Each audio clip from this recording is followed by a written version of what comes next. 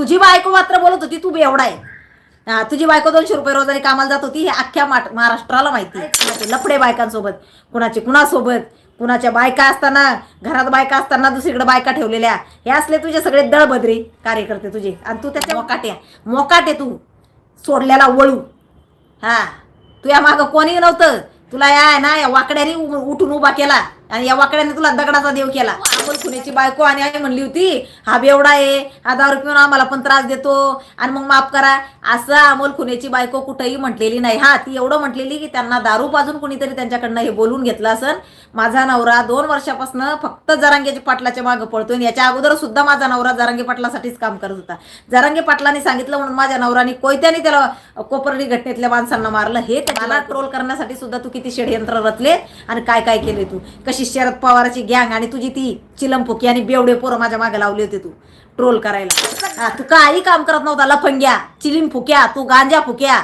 ते सांगितलंय ना आता अमोल खुनेनी 1 लाख रुपये कोणाकडनं घेतले होते दारूचा धंदा टाकायला आणि ती पण डुप्लिकेट दारू लोकांना विकली. असा तर नीच माणूस आहे तू काय चांगला आहे का. काय झाले की त्या धनंजय मुंडेवर बोलतो, काय झाले की त्या धनंजय मुंडेवर बोलतो. म्हणजे तुझं काय माहिती का, टाकाला जायचं र भांडं लपवायचं.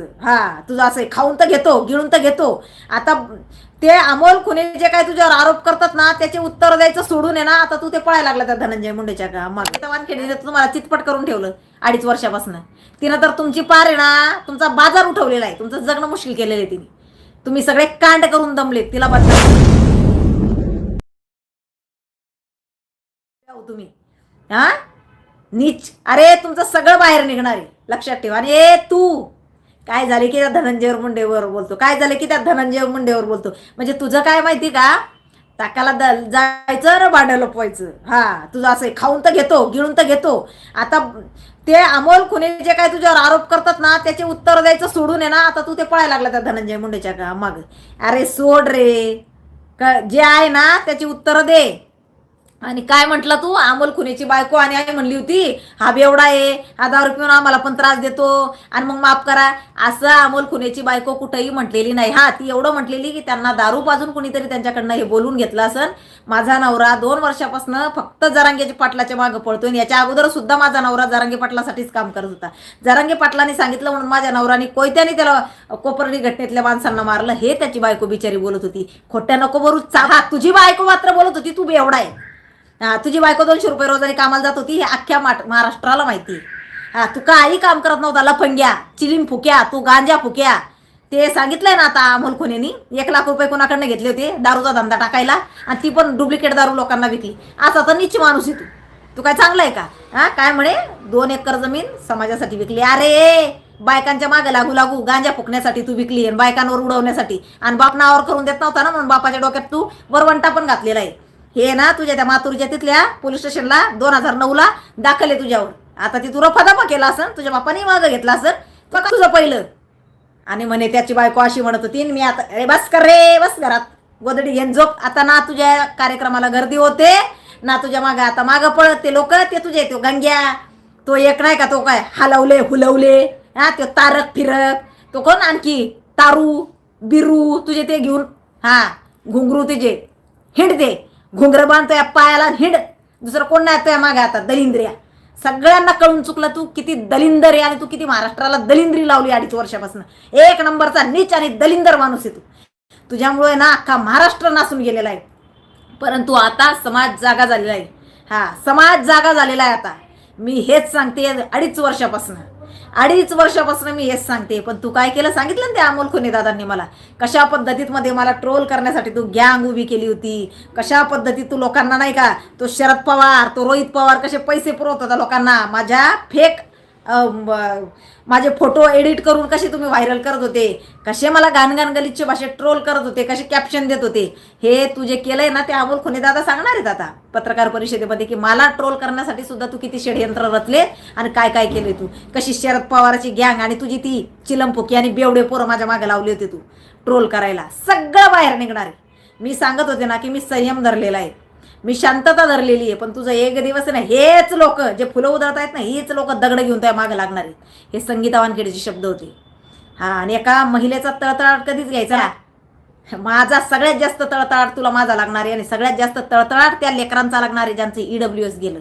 जी लेकरं आज आहे ना घरात मध्ये बसली आहेत, EWS मुळे त्यांच्या भरत्या झाल्या असत्यात, ते अधिकारी झाले असते, तुझ्यामुळे आज घरी बसली ती पोरं.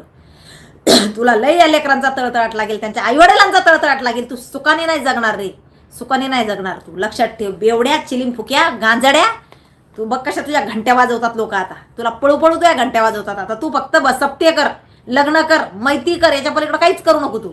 आता तुला कोणी घंट्या बोलवत नाही घंटी वाजवायला. घुंगऱ्या, ते घुंगरं घेऊन ये ना तुझे 2-4 हेड. आता तू सरगावभर फक्त मोकाटे तू सोडल्याला वळू. तुझ्या मागं कोणी नव्हतं. तुला या ना या वाकड्याने उठून उभा केला आणि या वाकड्याने तुला दगडाचा देव केला. भिकाऱ्या, अरे तो दगडाचा देव बरा, त्याला तरी जरा किवीन. इतका नीच माणूस आहे तू, राक्षसी प्रवृत्तीचा माणूस आहे तू, राक्षसी प्रवृत्तीचा. परंतु तुझं सगळं कांड आहे ना आता बाहेर येणार. लक्षात ठेव. समाज आता जागा झाला रे, समाज आता जागा झाला. आणि अमोल खुणे हा तुझ्या सोबत होता. समाजाला माहिती आहे फेक ज्या रेकॉर्डिंगमध्ये काहीच तथ्य नाही, त्या रेकॉर्डिंग तू व्हायरल केल्या ज्याच्यात काहीच नव्हतं. कुठंच तुला मारायचा शब्दही कुठं उल्लेख नव्हता. सगळ्या फेक मनाने तयार केलेल्या त्या अशा तुझ्या रेकॉर्डिंग एक आणि कॅप्शन एक त्या रेकॉर्डिंगला दिलेलं, हे तू व्हायरल केलं आणि लोकांच्या मनामध्ये संभ्रम निर्माण केला. परंतु अमोल खुणे बाहेर आलेत आणि आता जे काय आहे ना ते समाजापुढं आल्याशिवाय राहणार नाही. आता फक्त नारायणगडावर जे 700 कोटी ठेवलेत का, आणि त्या महंतांचा कोणीतरी नातेवाईक तिथं राखण ठेवलाय नागोबा 700 कोटीवर. आता ते 700 कोटी बघ तिथं नारायणगडावरच ठेवायचे का कुठं आणखी भुयारातून कुठं गायब करायचे बघ जरा. लक्षात ठेव. तू जितकं लोकांना त्रास दिलाय, जितकं लेकरांचं वाटोळं केलं आणि जितकं तुझ्या फायद्यासाठी तू काय तुझं घर भरलं ना, एक गंग्या फिंग्या लवळ्या हलवल्या, तुमच्या सगळ्यांचा बाजार उठणार आहे आता दलिंद्र्यावर. थांबा जरा, सगळ्यांचा बाजार उठणार आहे तुमच्या. आणि तुमच्या सगळ्यांचा बाजार आहे ना आता अमोल खुणे उठवणार आहे. कारण बाकीची लोक फार लवकर तुमच्या जवळ लांब गेली होती, परंतु अमोल खुणे आता 3 महिन्यापूर्वीपर्यंत तुमच्या सोबत होता आणि त्याला तुमचे सगळे अंडे पित्ते माहिती आहे. त्याला माहिती आहे तुम्ही कुठल्या उमेदवाराकडनं किती पैसे घेतले, त्याला माहिती आहे तुम्ही कुठल्या पक्षाकडनं किती पैसे घेतले, त्याला माहिती आहे तुम्ही कुणाला सपोर्ट केला, त्याला माहिती आहे तुम्ही कुणाला ट्रोल केलं, कुणाचं सांगणावून केलं, हे सगळं माहिती आहे अमोल खुणेला. आणि तुमचा बरोबर बाजार उठवणार आहे आता अमोल खुणे. सगळे बरं का त्याच्याकडं. आता तू अशी तीळ पापड जे करणं लावला ना, तर SP ऑफिसला जाऊन मी ह्यावच करीन आणि मी त्यावच करीन आणि त्याचं बीच ठेवणार नाही. अरे कोण रे तू? नंग्या चड्डी गँगचा लीडर कोण तू? कोण तू? शेंबड्या फुकटचं खाऊ आले गालवर तू शिलावली तू महाराष्ट्राला. भिकापुरशी आलेला तू. नालायक. सगळं तुझं बाहेर निघणार. तू थांब जरा. आता सुरुवात झाली आणि हा श्राप आहे तुला. माझा तर लय लागलेला आहे रे तळतळाट तुला.